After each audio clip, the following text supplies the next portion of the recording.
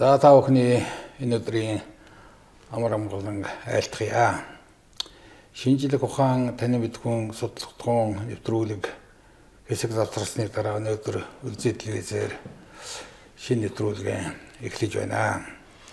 Манай судалгын нэвтрүүлгийн энэ удаагийн дугаарын хүнд зочноор Шинжлэх ухааны академийн хэл зохиолын хүрээлэнгийн утга зохиол судлалын салбарын эрхлэгч хэлээчгийн ухааны доктор, профессор, Монголын нууц товчоо судлалаар дагнан мэргэжсэн судлаач Гадамбын бэлгүүдээр оролцож байна. За бидний урилгыг хүлээж авч ирсэнд баярлалаа. Талархал.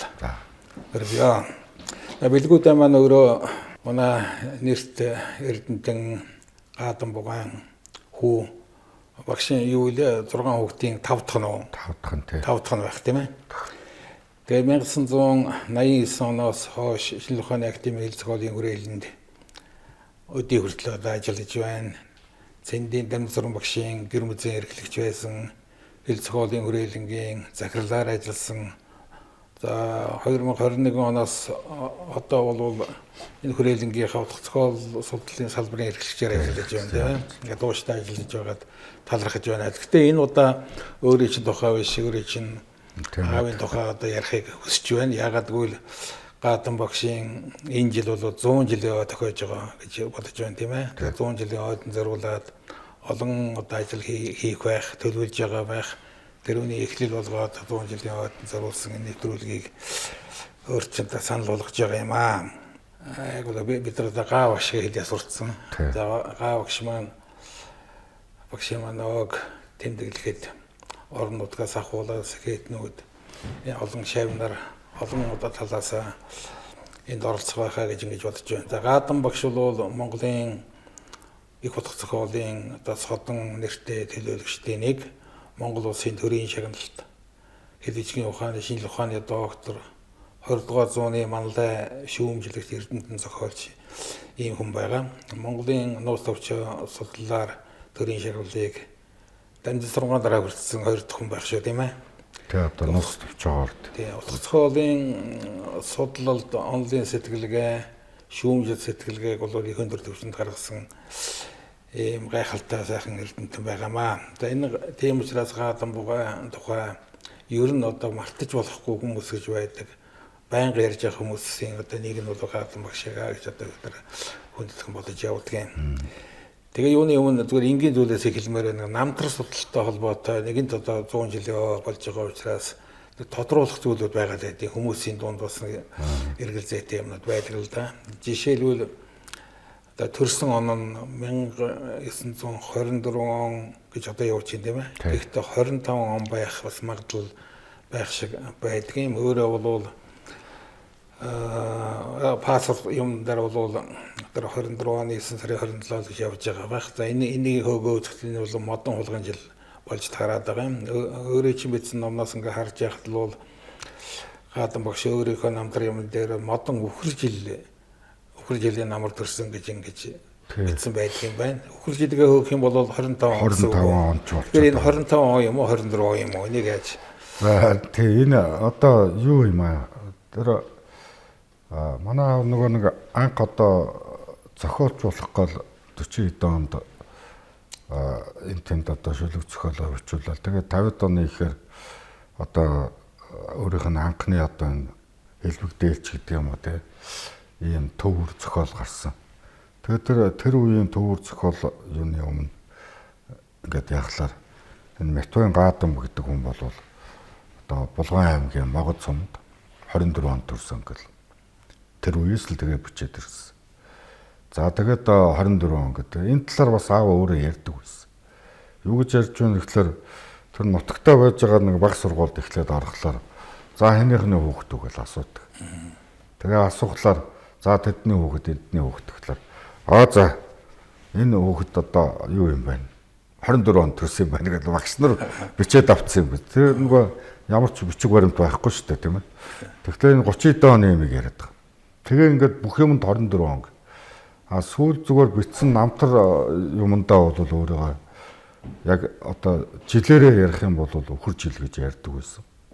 Тэгээд тэр намтар дотроос ч тэгээ бичсэн байна. Тэгэхээр өхөр жилийн намар гэхлээр бол яг одоо орчин цагийн шинэ үеэр 25 оны намар төрсөн болов гэж.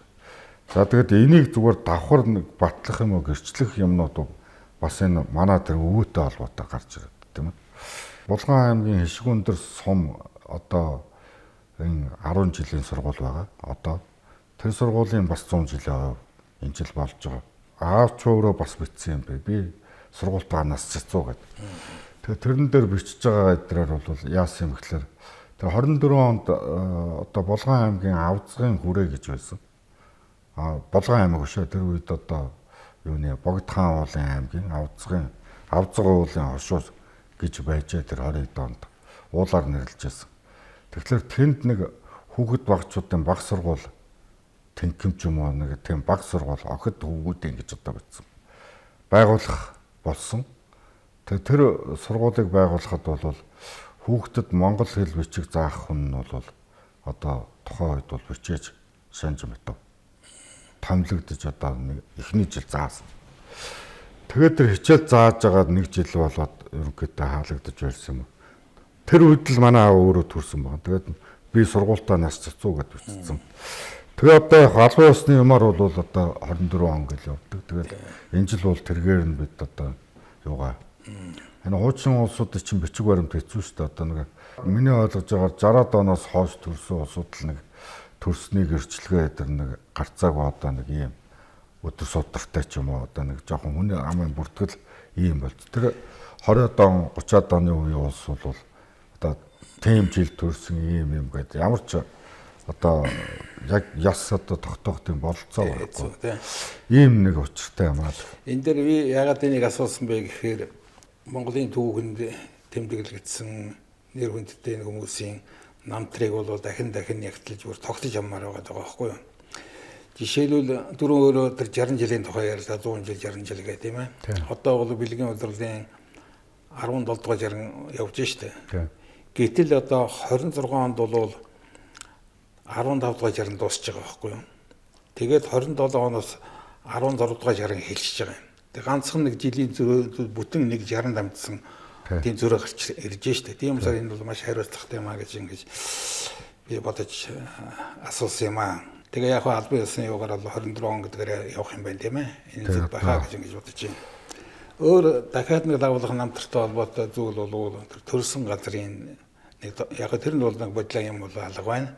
Гэхдээ яг тодруулаа хэлвэл яг юу гэж явах хэрэгтэй вэ? Бас номон дээр бол бас энэ зар бичсэн юмнууд саргаж л байх юм. За тийм ээ тэр одоо эн чинь юу яах юм аа. Тэгээд тэр намтартаа өөрийнх нь бичсэн юм хүмүүнд бол хэлээд байгаа. Булган аймгийн Могод сумын Бааван их булга гэж газар төрсэн. Одоо тэр 24-5 онд. За тэр Бааван их булга гэдэг газар нь одоо ингээд яваад үзэхлээр бол яг Булган аймгийн Могод сумаас нэг хойшоогоо нэг 8-9 км газар. Нэг их ам гэж газар байна. Тэгээ одоо энд л төрсэн гэж. Би энэ сүүлд явж одоо 2012 оны үед нутгийн улсуудаас асууж бас нэг за ийм газар төрсэн байна гэж тодруулсан. Одоо танаа ургийн их хов шаргачуул гэж яваад байна шүү дээ. 8-9 үеэрээ дамжаад ороод ирсэн. Тэр юм уучиртай юм. За тэгэхээр энийг одоо аав бол юу яасан юм аа? Бүр 40 оноос ээжээсээ сонссон, ааваасаа сонссон гэд миний ураг удгийн учир гэдэг ингээд юмнууд бичсэн. Тэгээ тэрэнд гараар бичсэн юм байна. Тэгээ энэ халахын өөрийнхөө овгийг бол нэлээд дээр үеэс. Би бол шаргачууд овгийн хүн гэж. Тэгээ энэ халахын шаргачууд ов гэдэг ингээд бичээд ирсэн. Тэгээд яг хөө тэр ургийн дэвтэр дээр одоо энд ингээд цагсаалт дарахлаа дээшээгээ нэг 7-8 үе гэж байгаа шүү дээ. Тэгээд одоо Гадамбын аав болохдоо Санж Матов гэдэг. Санж Матовын аав нь болохоор Цэвэг очир захирагч гэдэг. Цэвэг очирын захирагчийн дээр Ишторж гэдэг нь одоо ингээ мэдэгдэж байгаа нь энэ 19 дугаар зуунд байсан улсууд ингээд. Энэ дөрөв үе бол яг тодорхой. За Ишторж захирагч бол миний зүгээр багцаагаар бол 830-аад оны үеийн хүн болох дараад байгаа. Манай өвөө болохоор Санж Матов 1880 онд төрсөн. Тэгээд аав болохоор энэ Санж Матуугаан хамгийн отхон хүү гэдэг одоо 24 нэлээд одоо олон хүүхдийн хамгийн бага нь те одоо 4 хүү 4 охинтой тийм айл байсны манай аав бол одоо хамгийн отхон юм байна. Тэгээд яг хоо энэ бичснээр ингээд үзэхлээр хамгийн дээдлэлт нь нэг гомб хүчээч гэж хүний нэр гараад байгаа. Энэ хүн зүгээр яг хэдэн он төрсөн тодорхойгүй. Дунд нь нэг 2 үеийг мэдэхгүй байна гэж. Тэгээд одоо энийг л юу яадаг. Тэгээ яг хоо энэ миний чи одоо ингээд баталгаа нотлохыг нь хайхлаар бол яг хоо 20 он гаргахлаар бол ерөнхийдөө архивд бол нэг хүн ам тоолсон тоолгын бичгүүд. Тэр бичгүүдээр ингээд үзэхлээр бол одоо 22 оны тоолго жишээлбэл байна. Тэрэнд одоо Санж Матуу тэдэн настай тэдэн хүүхдээ ийм тийм гэдэг нэг ах нарын нэр өдр. Тэгээ 22 онд нэг аавын нэр байхгүй учраас хэлж мэдэхгүй. Гэтэл бол 29 оны тоолгод гараад ирэхлээр одоо энд бас архив материал дээр ингэж үтсэн байгаа. 29 оны тоолгод бол гаадан хөвгүн хүү гаадан 5 настай гэж үтсэн. Тэгээд 30 хэд он 30 44 онд дотор бол 44 онд одоо аавын тоолгыг болохоор гаадан 20 настай их даваа бол 61 настай гэсэн. Тэгээ нэг одоо нэг айл болтой тэг тоолгонд орсон. Юмнуудыг бол архивоос зүгээр гаргаж ирж болж байгаа. Тэгээ яг хуу тэр мэргээр нэгэд үзэхлээр 44 онд 20 настай гэхэлэр одоо 24 онд юм шиг л болж байгаа юм. Тийм юм байна л да. Тэгээд энэ халахын гэж үчээд тэгээд ийм овгоо бол ер нь шаргачууд гэж үтсэн. Ээжийнхээ овгийг 7 овгийн хүн байсан гэдэг. Тэгээд энэ бас оргүй юм уу гэхэлэр үгүй. Энэ Булган аймгийн Могод суманд за цаашлаадын сайхан суманд одоо энэ юу суманд нэг тийм шаргачин гэсэн овгтой улсууд байгаад. Тэгэхээр бол тэнд бас нэг тийм овг юу байна л гэж. Тэгээ цэвг очиргээд биднээсээ одоо энэ өвөө болох хүн тэр үеийн хүн одоо ийм аман одоо баримтууд байхаас биш фото зураг байхгүй. За тэгээд нэг сони юм нь одоо яасан гэхлээр аав одоо 50 гараад 74 оноос хойш юм да. Миний санаж байгаагаар 75 6 он үед. Нэг Баатун цаасны нэг болон дээр өөрөө гараараа зурсан. Тэгээ зурсан гэхэлэр одоо манай аав нэг ийм хүн байсан юм байна. Одоо энэ юун дээр харагдахгүй л да танд ингээд энэ зургийг ингээ өөрөө гараараа зурсан. Тэгээ их чидэр нэрээдгүй нэр нь л ийм хүн байсан та гэдэг. Тэгээ ерөөсөө одоо Санж Матуу өвөгийн одоо дүр төрхийг бид бол энэ гар зургаар л мэдчихэж байгаа. Тэгээ энийг аав бол бүр одоо тэр 33 оноос ч хойш 50 жилийн дараа одоо би нэг аавынхаа нэг ийм хүн байсан гэж санаж байгаа гэж зурсан. Зүгээр аав бол бас юм бичгээс гадна бол багасаа зураг зурдаг гэсэн. Тэгээ тэр авьяасаар бол одоо бидэнд ингээ үлдээсэн. Энэ тэр гайхалтай байна л да. Ингээд нэг 8 9 настай байх та байснаас санаад зурж байгаа. Санаад тэгээ 50-аад настай 50 гарсан хойно санс зурна гэдэг бол нэгдүгээр зургийн авьяас байна, хоёрдугаарт нь нэрээс тэр хүний аваа тогтоолт тэр юм их харуулад л байгаа юм л да, тийм ээ. Тэгээ өөрийгөө зурсан байдаг үлээ. Гавагч. Өөрийгөө толон тарсны өнгөт бодмод зураг гэдэр би. Тэр толон тархлаар чинь нэг хүний дүрх бас нэг сонир болдог. Гэхдээ нөгөө харандаагаар зурах, бас усан будгаар зурах гэдэг тэр дээр үед бол яг нэг цэцэг зураад одоо тэр 10 жилд байхтай шүү дээ булганы төвд. Цэцэг зураад цэцгийн дэлбэ мэлүүгээр ингээд одоо нэг өнгө удагаа гаргаж боддог байсан тэр. Ер нь гавагчаар зурсан зургууд байдгүй. Гэхдээ яг ганц нэг би юу номны зураг зурсан болов. Одоо номны зураг мэдхгүй зүгээр одоо энэ номыг ингээд бас үзүүлэхлээр энийг аав ярьдаг байсан. Энэ нөгөө төрийн шагнал авсан нууц товчооны нууцаас. Энэ одоо уг нь эрдэм шинжилгээний ном байгаа. Тэгээд миний энэ чинь нэг шог зохиолчийн төвөр шиг авцтай гарсан гэдэг.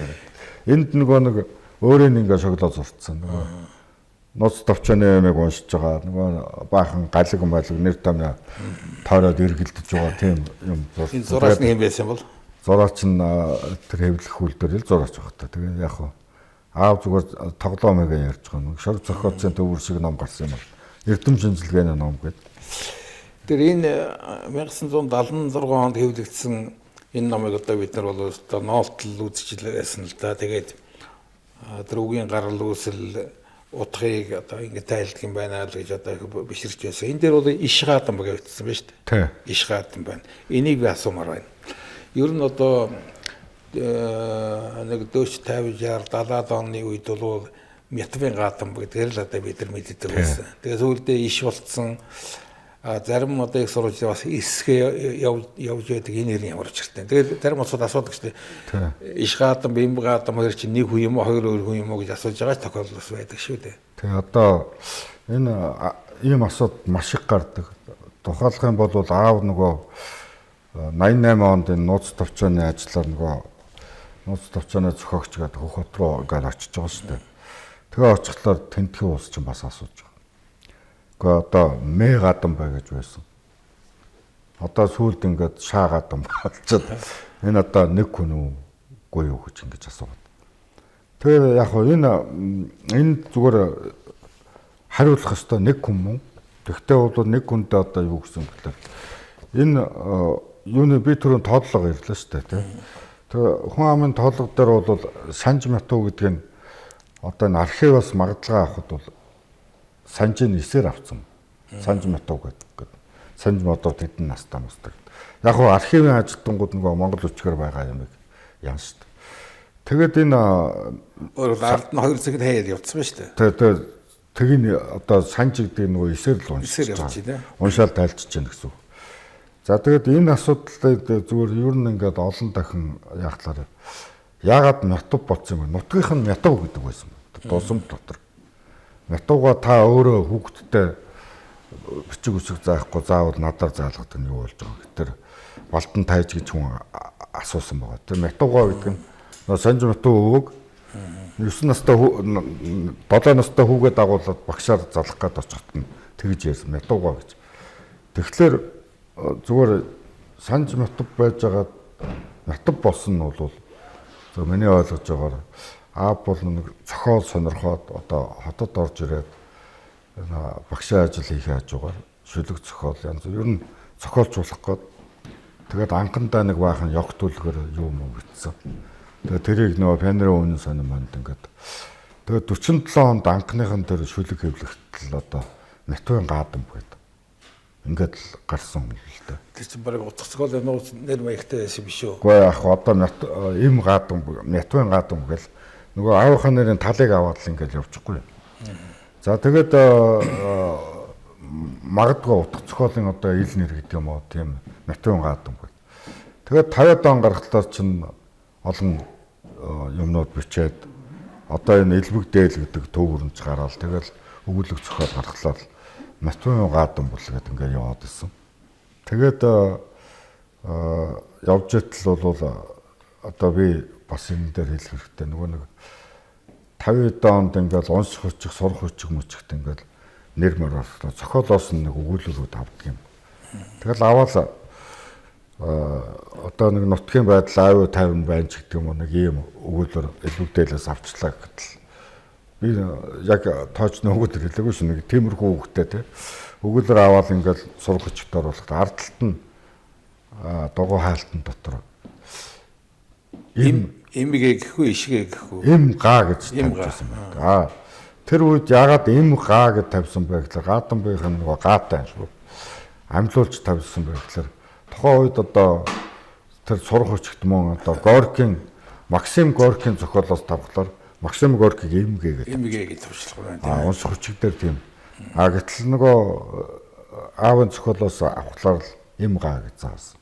Тэгээ тэр үеэс им гаамаа гэдэл ингээд яв. Ялгаж юм тийм ээ. За тэгээд эн чин Мятвын гаадан бараа зохиолоо бичиж ингэж яваад дараад нь 49 онд их сургуульд шууд 2 дугаар курсээс орсон. За тэгээд өнгөрсөн жил би бас Монгол Улсын их сургуулийн сайт руу орж жилийн төгсөгчдийн жагсаалтыг үзсэн. За тэрэн дээр бол 52 онд Монгол хэл уран зохиолын ангийг нэг 18 9 хүн төгссөн байна. Тэгээ тэрэн дотор хамгийн ард талд байна. Ягаад гэвэл манай авч 2 дугаар ангиас шууд орсон байхгүй. 1 дугаар ангиас нь яваг. 49 оны намар орох гээд тэр нь бас нэлээд адал явдалтай орсон. Тэгээд тэр анги төгссөн чинь нөгөө төгсөлтийн дипломын дугаар дээр одоо ингээд бичсэн байна. 19 дээр Матвейн гадам. За тэгээд дараад нь хоошоо 58 онд одоо зөвлөлт толгойд ус руу Эрдэмтэн болно гэдэг ингээд явсан. За тэгээд аспирантурд бас илсэн. Тэнд сураад 61 оны сүүлээр Эрдэмтэн зэрэг хамгаалаад Монголын нууц төвчөө бол уран зохиолын тусгад бичиг мөн гэсэн сэдвээр Эрдэмийн зэрэг хамгаалсан. Тэр нь бол орос хэлээр бичсэн тийм ном. Тэгээд тэрэн дээр тэр одоо кандидатын диплом гэх юм одоо тэрэн дээр оросууд Матвейн гадам гэж бичсэн. За ингээд Матвейн гадам гэж бичсэн юм нэртэй л одоо 60-аад онд бол яваал байсан. 60-аад онд нөгөө Лодод Амбатай санд одоо нөгөө юуны ламгаан үлэмсээр маргахад хүртэл Матвейн гадам бараал явчихсан. За ингэж явж байгаа 70 хоног хүртэл явсан. Их сургуулийн одоо тэр их сургуулиас гартлаа Матвейн гадам яваад гэж. Тэгээ сүүлд өөрийнх нь бичснээр бол 70 онд юм уу 71 оны үед намын гишүүний одоо үнэлэх баталгааг солих гэж юм уу шинжлэх юм тийм нам дотор тийм ажил явсан бол. Гэхдээ тэгээд та энэ дээр чинь юу юм бэ гэж. Тэр үнэлэх баталгааг солих болсон чинь таны уг овог чинь ер нь бол Матв биш юу юм бэ штэ. Анкет нь Санж Матв юм байна штэ. Ингээд тэр намын солилтоор бичиг баримт шинжлэх юугаар ингээд 42-3 онд илсэн анкетаар бол Матвейн биш нөгөө бүтэн нэрээр орохлоо. Тэгэд ап бол тэр 70-аад оноос хойш бол энэ ном зохиол одоо Санж Матвейн гадаг гэж. За тэгээд энэ эсүү гэдэг дээр бас асуудал байдаг. Тэр 40-од онд зарим хүн эсмэсгээ үтцсэн. Дэвтэр ч юм уу юм өдр байгаа боловч ерөнхийдөө яасан тэр энэ манай энэ Санж Матв өвөөг нэг ажлаас халагдсан бас нэг юм бичгийг тэр үлзийн сэрэтэр гэж манай тэр өвөөгийн анхны шав хүн одоо архивоос тийм бичиг болсон. Тэр бичгэн дээр бичсэн Монгол үчгээр бичсэн байна. Тэр бичгэн дээр бол Санж Матв гэж хүнийг бичээж Санж Матвыг ажлаас халахыг юу гэсэн нэг юм утгатай. Тэр дээр бол ишээрээ байна. Тэрэн дээр бүр тэр эсээ ард ингээ хоёр тусал өчөөд ингэсэн. Тэргээр бол гарцаа байхгүй л одоо ишин байна гэж. За тэгээд яг хоо Санж Матвын гэдэг энэ Санж Матв гэдэг үг нь тэр төв дээр Санж Матв гэдэг утга нь бол тэр хинбэрч үлд илдэг ч гэсэн утгатай үг байдаг. За гадам гэдэг үг маань өөрөө бас төвдөг. За гадамбыг бол би яг хоо ер нь гүжирдээд хэлэхэд бол тэр гаа нь бол зардлагын гаа. Дамб нь бол нөгөө дээд одоо дээд зардлаг гэсэн шиг утгатай. Яг хуучин хүмүүс одоо монгол хүмүүс хүүхдтэй ингээл ламаас нэр аваад өчтдөг шүү дээ. Тэгэхээр бол одоо тэр төвд нэрийнх нь утга. Тэгээ сүүлд нь бол иш гадам болсон нь бол өөрөө бүр санаатай одоо тэр аавынхаа нэрийг бүтэн болгож байгаа. Тэгэл одоо юм болгон дээр бол Санж Матвын гад. Тэгээ хүний нэр бол бас бэлэгдэл зүйтэй л дээ. Өөрөө ч нэрийг аавч нөгсөн өргөн өгсөн. Аав өгсөн. Тэгээ мэдээж.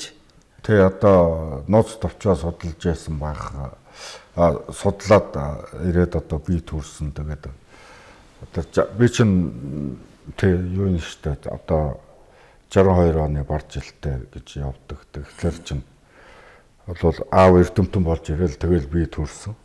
Тэгээ надад нэр өгтөө бол одоо нууц товчооны нөгөө Чингис хааны бэлгүүтэй гэдэг шиг л нэр өгсөн. Гэхдээ би өөрийнхөө нэрийг бас асууж ирсэн. Миний нэр юу н яаж бичих ёстой юм бэ? Би одоо монголоор бичвэл яаж бичих ёстой юм бэ гэж. Яг одоо ингээд Чингис хааны дөө бэлгүүтэй гэдэг нэг юм буруу бичлэг бүр тогтцсон. Хүмүүс үчээд байдаг. Тэгэхээр аав бол миний нэрийг тайлбарлалтаа хэлсэн. Чи бол оюун бэлгийн бэлэг шүү нэр чинь. Тийм учраас би лигүүдэ гэж үчнэ гэд. Бүр монголоор яаж үчхийг зааж өгсөн. Би тэгэл гар үсгээ одоо бэлгүүдэ л гэж үчдэг. А шинээр бол яг бэлгүүдэ гэдээ явдаг те. Ийгээр үчдэг. Улсууд Б-ийн ард Э болох гэдэг. Тэр оюун билгийн бэлгийг. Тэгэхээр Монголд ч 3 билгийн байгаа. Нэг нь бол оюун билгийн бэлэг, нөгөөх нь бэлэг тэмдгийн бэлгээ гэдэг үг байгаа. Бэлгээ гэж үчдэг. Нөгөөх нь бэлэг сэлтийн бэлэг. Ерөөсөө ийм 3 юм. Гэтэл бол тэр нууц товчооны одоо байгаа Чингис хааны дүү бэлгүүтэй гэдэг бол энэ 3 адил нь ч багтахгүй бичлэг. Энэ нэр буруу байна гэсэн тайлбар хүртэл хийсэн байдаг. Яг манай аав чинь бидэнд одоо хүүгүүдтэй манай эгчийн дүүнэрдэд хуучин маягийн нэр зүүнтэй өгсөлтөө. Одоо манай ахыг бэрхээдэ гэдэг, намааг бэлгүүдэ гэдэг, дүүг бүрэндэ гэдэг.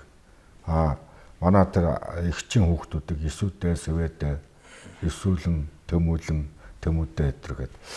Гэх мэтлэнгээр ийм нэрнүүдийг бол өгчээсэн. Тэгээ нэрнээс үүдээд бодоход бас сонин хөөзөө, сайхан хөөзөө юм да. Аав чинь одоо Монголын нууц товчоо судлаад, тэрүүгээр эрдмийн зэрэг хамгаалаад, төрийн шагнал хүртээд ингээд Монголын нууц товчоо судлалын одоо үнэхээр топ хэдэн том жижиг эрдэмтдийн нэг болоод гараад ирсэн. Тэгээд өөрийнхөө төрсөн хүүдээ яг бас энэ бэлэгдэлд нэр өгөөд тэгээд одоо бэлгүүдээ өөрөө бол аавынхаа хийсэн ажлыг үргэлжлүүлээ Монголын нууц товчоогоор бүр тагнаж мэрэгшээд эрдмийн зэрэг хамгаалаад ингээ явж байгаа нь бол ингээ үе дамжсан нэг инженашин удам шиг одоо тийм нууц товчоо судлалын үе дамжсан эрдэмтэд төрж гарч байгаа нэг чухал байна л да. Тэгэхээр би зүгээр эндээс үргэлжлүүлээ асуухад яг нууц товчоо судлалаар яг өөрөө яг аль өнцгөөс нь ямар судалгаа хийж ирв одоо цаашдаа ямар судалгаа хийх гэж байна. Тэгэхээр ер нь бол яг энэ одоо би нэг талаар одоо таны хэлдэг зөвлөлтөө одоо их хувьтай хүн тийм ээ одоо нууц товчоо судалсан хүний гэрт одоо төрсэн байна. Тэгээд одоо багаасаа би одоо санах гэж хичээгэлээдгийг. Гэрт бол одоо нууц товчоо нөгөө Дамжсрангуун 47 оны 57 оны нууц товчоо ингээл байгаад байдаг. Тэгээд тэр 76 онд Дамжсрангуун нууц товчоог дахиад хэвлэгдэхдээ аав нөгөө редактор гээл хэвлэлийн болт уншижсэн. Тэгээд би тэр үеэс нууц товчоог ер нь бол сонирхоод уншсан байна. Тэгээд хэд уншсан юм мэдэхгүй. Тэгээд би явж байгаад яагаад энэ ажил руу ч юм уу юу руу орсон юм гэдэг бол мэдээж хэрэг энэ одоо орчны тэ аав хийжсэн ажил тэр олон ном дотроо бас онцгойлоод энэ нууц товчоог судалж байсан. Тэр талаар ярьжсэн барьжсэн юмнууд одоо надад нөлөөсөн нь бол мэдээж. Тэгээ би бол 10 жилийг одоо нэг хотод тусгай Орос хэлний сургалтад 23 дугаар сургууль төгсөөд тэгээд дээд сургуульд орох болсон. Орох болохоор тэр үед бол санаа нь бас нэг монгол хэлний ангид орчих гэдэг байсан боловч тухайн үед чинь хуваар маваар гэдэг байсан шүү дээ. Хуваар ирдэггүй. Тэгээд тэгсэн чинь аав тэгсэн. За миний хүү чи юу яа? Энэ Орос хэлний багшийн сургуульд орчих. Тэгээд тэнцээ явж байгаа чи яг төгсөөх. Тэгээ болно даа гэж. Ер нь бол тэр нэг алдартай үг хэлсэн. Монгол хүн хөдөлгөөн морьтой явж байгаад хэрэгтэй үедээ морь эсэлгээд унцдаг юм. Тэгээ би тэр үгээр нь яваад ингээд сургууль төгсөөд Орос хэлний багш болоод хөдөө ажиллаад. Тэгээ хөдөө ажиллаж байхдаа би аауд нэг захиа занаа бичсэн. Одоо ингээд хот ороод би өдөө нэг 2-3 жил ажиллаа. Хот ороод ямар ажил хийх үү яах вэ? Ер нь би нэг тийм нууц товчоогоор судалгаа хийх юм уу? Ажилламаар хүсэлтэй байна гэж. Тэгэлгүй яах вэ чи хүрээ дээр гээд их баяртай хүлээж авсан. Тэгээд энэ хилцхөөлийн хүрээлэнд орсон. 89 он байх юм тийм ээ. Тэгээ 89 оны одоо намар. Тэгээд тэр чин 89 он гэдэг чинь одоо нөгөө нууц товчооны ой болох гол аав болох ажилтай. Хажууд нь бас бие минь модад 100 болж ил байсан үе. Тэгээ нөгөө нууц товчооны худам бичгийн их мэх гарах гээд. Тэгээ би хүрээлэнд орсон. Аав нөгөө үгийн тайлбараа юм. Би өдөр нь очиж машин татдаг. Ажил дээр сүүлд нь гэртээ ирээд. Ингээд энэ нууц товчооны судал руу ер нь бол хүрээлэнд ороод тэгээ тэнцээ бол нууц товчоог судлана гэсэн тэр одоо хүслийнхэн дагуу ингээд ажиллая. Тэгээ би аль өнцгөөс нь гэх юм бол одоо бодож байгаа. Нууц товчоог ингээд уншихлаар бол ер нь сэтгэгдэл хүн ингээд бүтэн уншихлаар энэ нэг тийм онцгой зохиол. Онцгой гэдэг нь юугаар онцгой юм гэхээр хятад газар бол түүхээ нэг шал өөр юм бичдэг.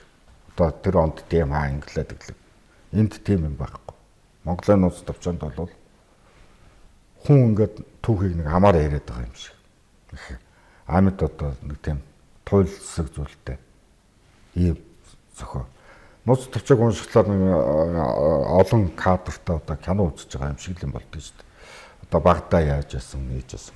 Тэгэл ингээл Чингис хааны түүхийг бол ингээл бүр төрхөөс нь авахлал тасралтгүй ингээл тэгээд тэр нүүдэлчтэй их онцгой үзэгдлүүдийг ингээд энэ одоо гадны хүн харуул ямар ч хэрэггүй юм бичсэн юм шиг. Гэтлүүд тийм биш.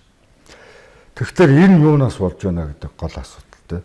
Тэгээ энэ бол ийм онцгой болох өвөрмөц болсон гол их сурвалж бол аман зөвл. Монголчуудын эртний өөрсдийнх нь ярьдаг, хэлдэг, дуулдаг, ярьдаг одоо энэ аман уламжил гэж маш баялаг зүйл байна.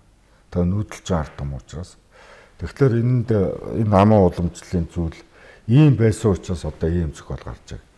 Тэгээ энийг тодруулах санаатай одоо 99 онд аман уламжлал Монголын нууц товчоо гэж сэдвээр Эрдмэл зэрэг хамгаалсан. Тэгээ тэр аман уламжлал дотроо бол тэр монголчуудын эртний тэр баялаг аман уламжлал дотроос нууц товчоог үүсгэхэд онцгой нөлөөсөн 3 зүйлийг авч үзсэн юм байна. Нэг нь бол одоо дом хөлгөр юм. Нууц товчоо эхлэхдээ л одоо гардагч Чингис хааны язгуур дээд тэнгэрээс заяат төрсөн гэл. Бүртчон гоо марл юм уу ухаа марл гэл. Тэгэхээр тэр бүрчон гэдэг нь одоо монголчуудын өвөг дээдсэг гэж үздэг юм домгийн нэр байгаад байдаг. Хүний нэр шиг үздсэн тийм. Ухаа марл гэдэг нь бас тийм. Одоо энэ чинь болохоор одоо тэр эртний домог үлгэр чинь бол ер нь одооны хүнийхээс нэг жоохон өөр сэтгэлгээ шүү дээ. Тэр домог үлгэр бичгээр дамжиж ирдэг. Дандаа хамаар дамжиж ирсэн. Ийм юм ингээ нууц төвчөнд ингээ байж байгаа. Нэг их сурвалж. За нөгөөх нь болохоор ер нь бол монголчууд шиг ийм олон баатарлаг туйл хэлдэг ард юм байна. Монголд их олон туйл байна. Тэгэхээр тэр туйл бол яг үгүй юм гэхээр онцгой төрсэн баатар хүлэг морой олоод тэгээ заяаны хааныг олох гэдэг нэг ийм давтцсан үйл явдал гараад байдаг. Тэгэхээр яг тэр туйлын намтарчл одоо ингээл төрхтэй нэг онцгой шинжтэй төрдөг. Одоо нууц товчонд бичсэн байна шүү дээ. Чингис хаан төрхтэй баруун гартаа шагаан жинэ нүж атгад төрж байгаа. Тэр бол онцгой тэмдэг. Энэ хүн жирийн хүн биш гэдгийг л харуулж байгаа. Тэр харгас хэрцгий гэдгээс нь биш. Тэр ер нь бол байгаль дээр байдгүй үзэгдэл юм одоо баг. Төрсөн хөгж ер нь яглаар ч одоо тэр ихсээс гарч ирж байгаа хүн чинь нүж атгсан байх уу тийм. Тэр бол энэ нэг онцгой хүн байна гэдгийг заасан тэмдэг шүү дээ. Тэгэл эн чинь нэг онцгой хүн төрчлөө гэл. Тэгэл цаашаагаа явдаг. Хөлөг морой алддаг. Морныхоо хойноос одоо явдаг. Найз нөхдөд болдог. Эхнэрээ булаалгадаг. Эхнэрээ буцааж авчрах гэх. Энэ бол ингээд туйлын баатар гардаг зүйл байхгүй. Тэгэхээр Чингис хааны тэмүүжний өөрийнх нь намтар дотор энэ туйланд гардаг зүйл шиг юмнууд тохиолддог. Тэрийг яг одоо тэр байгаа байдлаар зөвхөн монголчуудын мэддэг тийм аргаар бичсэн учраас энэ дэлхийд хааж байхгүй зүгээр. Нэг их сурвалж байна. За нөгөөх нэг зүйл нь гурав дахь зүйл хаам уламжлалтай бол ерөнхийдөө одоо дамжсрангойч бичсэн юм даа. Аман хууч гэдээ ярьдаг шүү дээ. За энэ улсууд хоёр хүн ингээд нэг ойрхон болсон юм ярьж байвал энэ юу хийж байна? Энэ хоёр хүн хууч орж байгаа. Тэгэхээр хуучлах юмтай юм үдсэн гэрч улсуудыг ярьдаг. Тэгэхээр тэр аман хууч гэдэг хууч яригчдын ихэнх ярьдаг зүйл юм байна гэдэг. Их ойрхон болсон өөрөө үдсэн тийм түүхүүд байдаг. Энэ аман түүхийн уламжлал. Аман түүхийн уламжлал нууц товчонд одоо бүр гарцаа авахгүй зөндөө. Тэр үүднээс ийм юм уламжлал байгаа учраас ийм гайхамшигтай одоо зохиол гарч ирсэн. Ийм үүднээс судалсан. Тэгэхээр энэ аман уламжлалын талаас Тэгээд яг нууц төвчөө олон юм орсон л доо. Тэгээд яг миний зүгээр судалсан үнцэг гэдэг юм харсан зүйлнүүд нэг ийм 3 зүйл дээр тулгуурлаад тэгээд Өөрөө бол одоо хил зохиолын хүрээлэнгийн захирлаар ажиллаж байлаа. Одоо ингээд утга зохиолын салбарын секретарийн хэрэгшээр ажиллаж штэ. Яг одоо Монголын нууц төвчөө судлалын өнөөгийн төвшин Монголын хэмжээнд ямар байна, дэлхийн хэмжээгээр нь яаж өрнөж байна? За ер нь юу шүү. Одоо эн чинь нэг ийм юм байна. За ингээд нууц төвчөө маань ингээд одоо би энэ дээр одоо ном моныг бас ярих дуртай л да. Нууц төвчөө маань ерөнхийдөө бол яг Чингис хааныг нас барсны дараа жил Хэрдний хөдөө арлын одоо тэр юу гэж байгаа ш 7 болдог шилхэнцэг зуур хааны орд бууж өгөхөд бичиж дуусваа гэсэн төгсгөлийн үгнээс бол энэ 1228 он зохиогдсон зохиол юм аа. Нөгөө нэг хулган жил гардаг. Хулган жил хуран сардаа одоо юм. Тэгэд энэ зохиолыг тухайн үед бол ерөнхийдөө одоо тэр яг алтан уургийн буюу одоо Чингис хааны шууд тутмын ноёдл үүсэх хэрэгтэй нэг юм гэрийн бичиг, уугийн бичиг. Урд ийм байсан шүү гэж. Тэгээд дараагийн хаан болох улсуудад одоо баталгаа олгож байсан ном юм болов уу гэж. Тэгээ яг сүүлд нь ингээд бас юм нэмэгдсэн байна л да.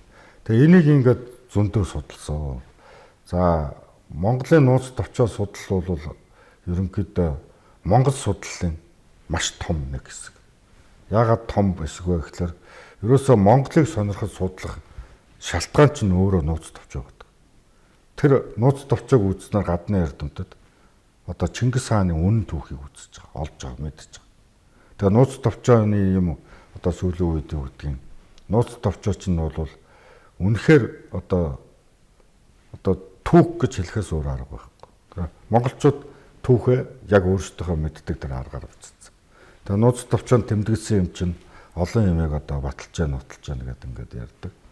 Тэр Монголд одоо нууц төвчөө судлал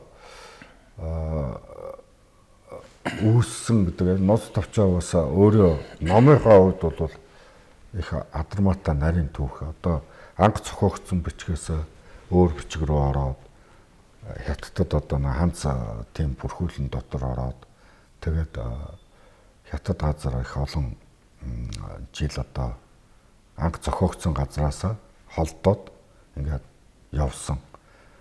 Тэгээ Хятадын бичмээр гээд одоо янз бүрээр хуулаад л байсан байна. Чингис хааны юунд Ёосын түүхэнд байдгүй нарийн ямиг тэмдэглэсэн ийм сонин сурвалж гэдэг үүднээс Хятадын юм үздэг эрдэмтэд нь бол хуулж аваад байсан баг. Тэгэд энэ байдлаар ингэж явсаар байгаад тэр 14 дугаар зуунд эхэлсэн тэр юм маань бол 20 дугаар зууныг хүртсэн. Тэгээ 20 дугаар зуунд хүрэхлээр Монгол газар болохоор нөгөө Монгол өчгөр байсан юм хайдсан бэ гэдэг юм. Тэгээ яг хөө ерөнхийдөө монголчууд бас бүрэн алга болгочихоогүй. Тэгээ одоо 25 онд нөгөө онгодын жамингуан манай хөрөөлөнгийн нөгөө анхны заграл шүү дээ. Дорнод монголоор явж байгаа тэр дайраа тайж гэдгээс олж ирсэн алтан товч гэдэг нэг судар байгаа. Одоо дэлхийд цорын ганц. Тэр судар чинь жишээлбэл одоо монгол өчгөр нэрдэмтэд хийлсэл байдаг юм. Нууц товчооны нөгөө нэг 282 зүйлээс чинь 233 зүйл нь алтан товч дотор байна. Бараг тэр чигээр. Тийм учраас энэ бол одоо нууц товчооны бараг 83% текст бол тэр алтан товчд байна. Тэгээ монголчуудад иймэрхүү маягаар өвлөгдөж байсан. Тэгээ энэ судалгаа таны асуусанд одоо их товчхон хариулахад 20 дугаар зуунд дамжсрангуй орчуулга гараад тэрний дараагаар одоо манай аав тэр 61 онд хамгаалаад дараад нь 70 онд энэ лусан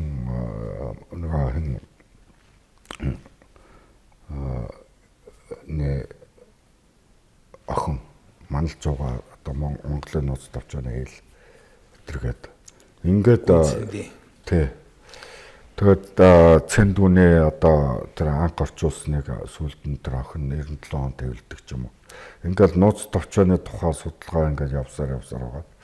20 дугаар зуунд одоо Цэдүүга бас 90 хэдэн онд 97 6-7 онд нууц товчооны бэлэгдэл зурж гэдэг юм. гэх мэтлээ яагаад тэгэл 99 онд би хамгаалт тэрнээс хойш одоо бас нэлээд хэдэн хамгаалсан 10-аад хүн нууц товчоогоор хамгаалсан байна. Тэгээд энд нэг ховор юм харагдаад байна. тэгээ Энийг тайлбарлаа та.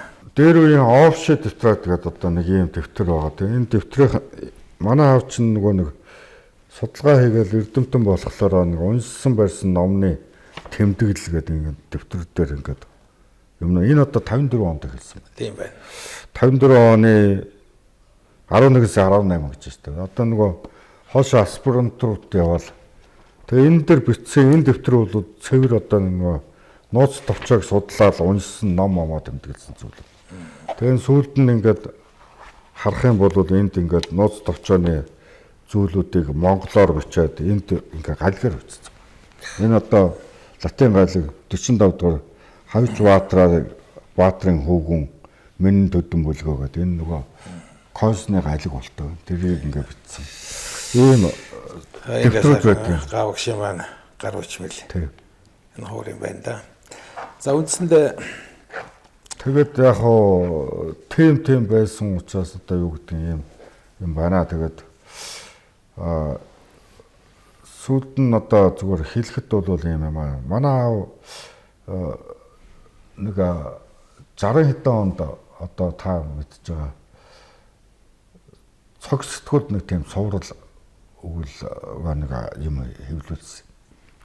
Тэгээд тэр нэг тийм санаа сэтгэлийн орчлыг сайхан болгох хөдөлмөр гэдэг. Тэгээд тэр нь одоо юу юм бэ гэхээр бол ер нь бол энэ 40 оноос анх ингээд нэг юунд одоо цохооч болох гээд өөрөө өсөж мөрөдөд тэгээ шүлэг цохол очиад ингээд хотод орж ирээд явсан. Тэгэхээр бол тэр анхны шүлэг цохолоо тавьсан 47 оны 100 юм уу одоо намар юм уу? Одоо бас тэр азтал тохиолдолтой. Улаанбаатар чинь Монголын зохиолчдын хөвлийн анхдугаар болсон. Тэгэхээр тэнд бол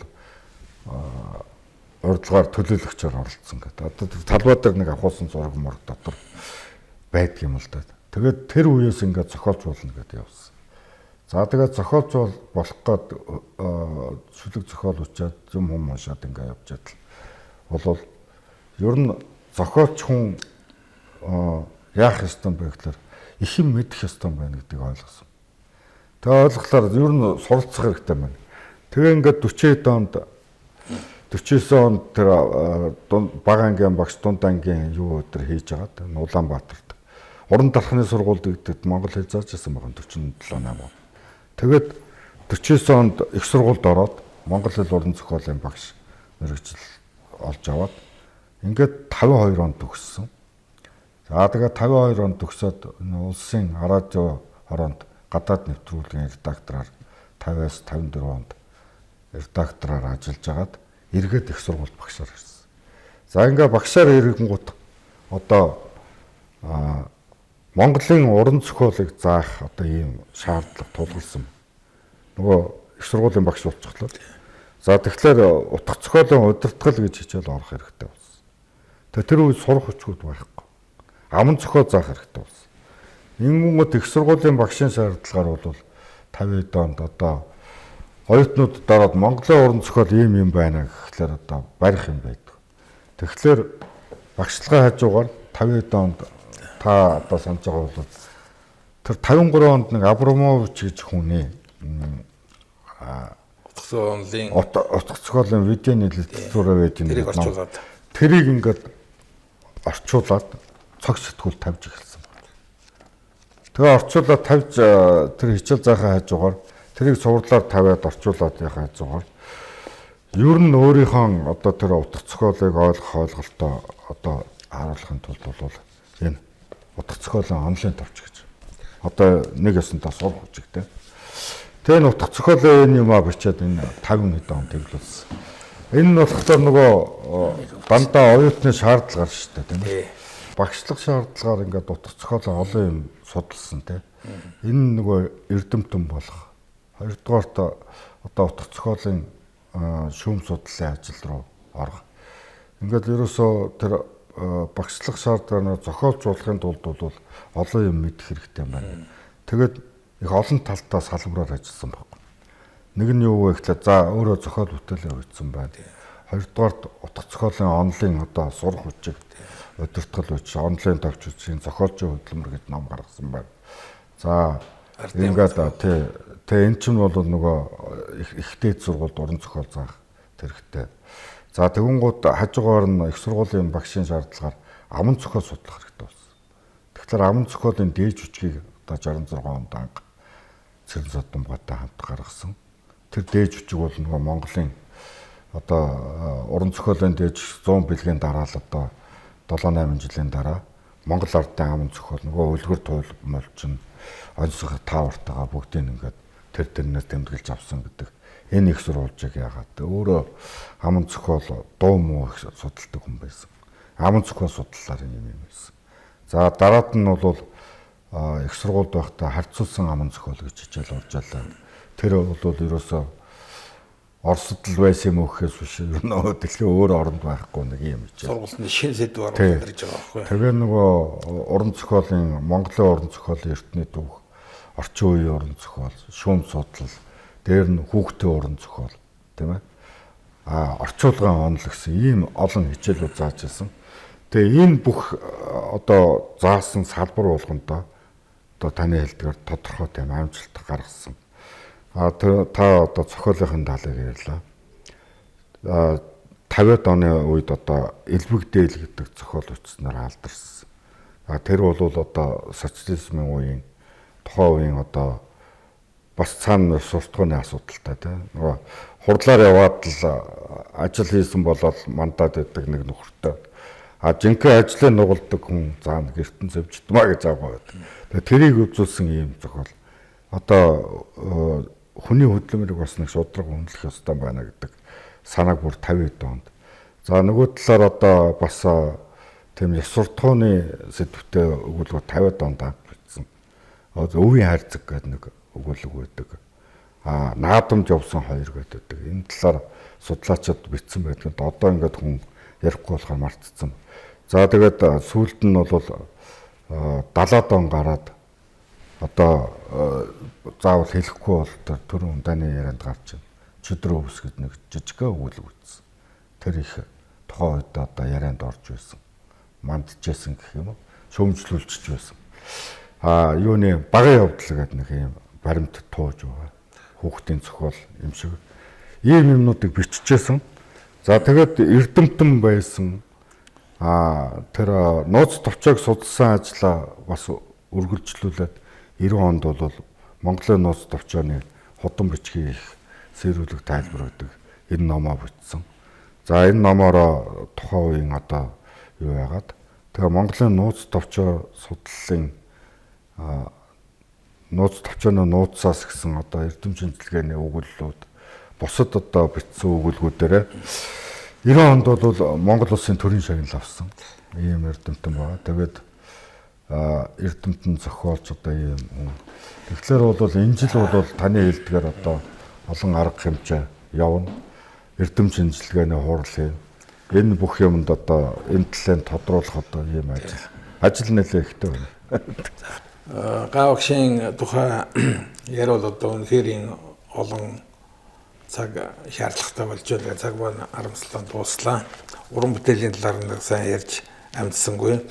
Угаанданы Элбэг дээл гэдэг энэ ном энэ чинь сүлдээ кино болсон тийм ээ? Кино болсон тийм. Тэр нь 50-аад оны ихэнх хавцаа их сургууль сурч байсан, гэргээ багшлж байсан үедээ бол тийм ёгт үлгэр мэгтэй зүйл тэгээ яс суртахууны сэдвэр бол биш чөдөр сэдвэргээд бас шуугуулж байсан шүү тийм ээ. Ер нь гавагш зохиол бичсэн ч гэсэн судалгаа хийсэн ч гэсэн дандаа тийм ямыг одоо шинжлэгч талаас нь шүүмжлэлт талаас нь их ханддаг. Тэр утгаараа бол бас ямагт одоо судлаачдын, уншигчдын гарлын төвд байж чаддаг тийм ерөвшийн өвөрмөс юм хүн байсан л да. Гаатан багштай би бас хөвзөөний ирэхээс холбогдсон байд юм аа. Энийг бас хэлмээр санагдлаа. Би улсын багшийн дээд сургууль төгсөхдөө нацагдэржийн зохиол сурах хүч гэдэг сэдвээр дипломын ажил бичсэн. Тэгээ миний дипломын ажлын албан ёсны шүүмжлэгч нь одоо Гаатан багш юу томлож одоо таарсан. Тэгээд би тэр үеч нь сургуулийн хүрээлэнд багшийн дэд Сургуулийн хүрээлэнд. тэнд байдаг байсан шүү дээ. Тэгээд би гуйгаа атсан чинь тэгээд би бол мэдээ сүрдээ шүү дээ тэр. Тэгтэл одоо зөрөгтэй байж нэгэнд Батбажар багш намайг очиод уулзсан. Тэгээд миний диплом ажлыг аваад уншаад тэгээд 2-3 хоногийн дараа ирээрэй гэсэн би атсан чинь нэлээд сэтгэл ханамжтай маягтай бүр 2-3 хуудас өөрийнхөө гараар юу өчж өгөөд тодорхойлт шүүмжиж өгөөд тэгээд тэрийг би тэр сургуулийн хүрээлэнгийн бичээчээр гуйж машиндуулж байсан. Тэгээд одоо багшийн дэд сургуульд өгцөхдөө энэ гадаад багшийн гараар бас орж энэ хүний бас эвэлэр энэ сайхан диплом хамгаалсан нь бол намайг хэл ухааны академик хэл зохиолын хүрээлэнд татаж авахд бас нөлөө үзүүлсэн байх. Миний амьдралд бас их нөлөө үзүүлсэн хүн шүү гэж би аавч нь одоо бас их биширч багшаа гэж одоо хөндлөж ингэж явдаг юм а гэдгээ хэлмээр байна. Би тэгээд нөгөө юуг шанд тэр гар бичвэлийн хуулбарнаас хадгалуулж дурсуулсан. Энэ жил бол гадаад багшийн 100 жилийн он жил байна. Энэ учраас гадаад багштай холбоотой эрдэм мэлгээний хурал бусад зүйлүүд илүү өрнөх байх. Орон нутагч гэсэн их анхаарах байх. Эрдэм мэлгээний байгууллага яам тамгын газар гэсэн 100 жилийн өргөндөө нэмэгдэл байхаа гэдэгт одоо итгэж байна. Ингээд өнөөдрийн бидний ярих сэдв Санживтгийн гадамбын 100 жилийн хоттой холбоотой байлаа. Судалгааны нэвтрүүлгийн энэ удаагийн дугаар нь үгээр өндөрлөж байна. Дараагийн нэвтрүүлэг хүртэл түр баярлалаа.